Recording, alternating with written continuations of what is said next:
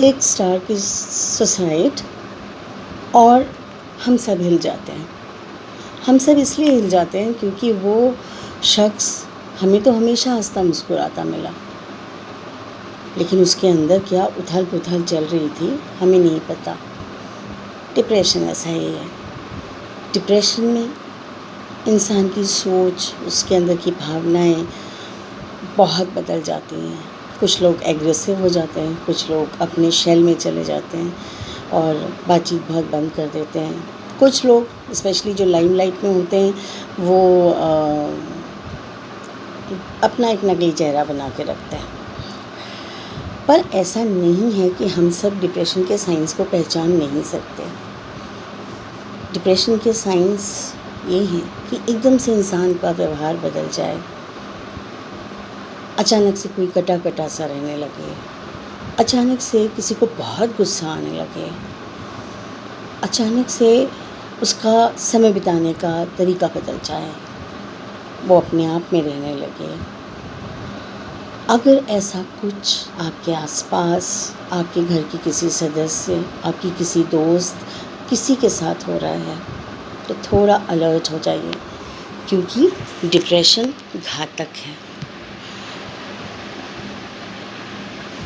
Depression में इंसान अंदर इतना अकेला हो जाता है और इसीलिए वो शायद अब उसको ये लगता होगा कि शायद दूसरा कोई उसकी भावनाओं को नहीं समझ सकता, या प्रॉब्लम ऐसी है जिसका कोई सॉल्यूशन नहीं है उसके हिसाब से। लेकिन हम ऐसे इंसान को डिप्रेशन के साथ अकेला नहीं छोड़ सकते, हमें उनका साथ देना चाहिए। अकेले मत छोड़िए, क्योंकि कभी भी इम्पल्स में आके अगर वो इंसान कोई गलती कर बैठा तो ज़िंदगी भर रोने का मसला हो जाएगा।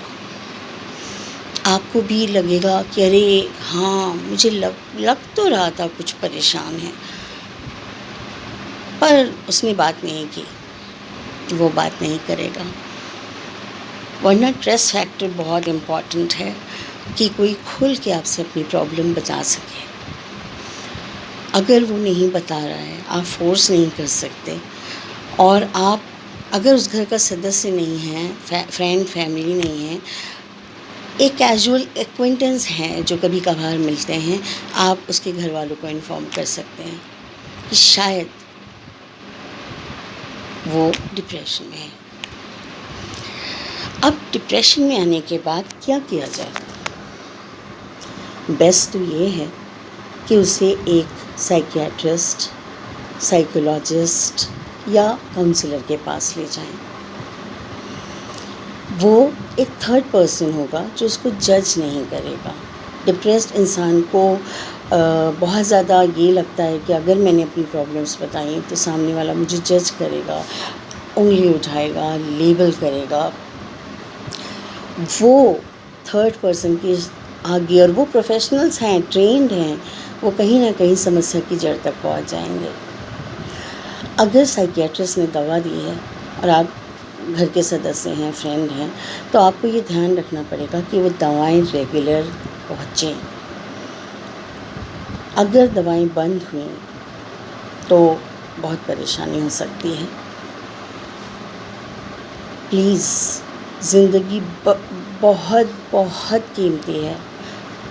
ईश्वर ने जब हमें इस धरती पे भेजा है तो एक पर्पस के लिए भेजा है। कोई ना कोई पर्पस हर इंसान की ज़िंदगी में होता है। जैसे मैं मानती हूँ कि मेरा पर्पस कबीर के लिए है। कबीर इज़ मेरा बेटा जो मेरी ज़िंदगी का पर्पस है।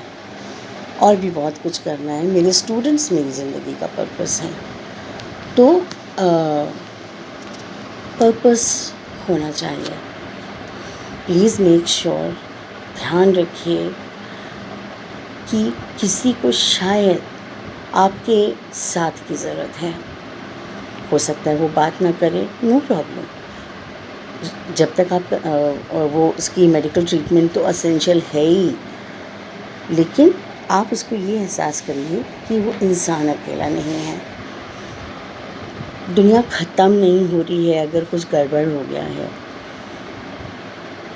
और ज़िंदगी को हमें संभाल के रखना है, वेस्ट नहीं करना है।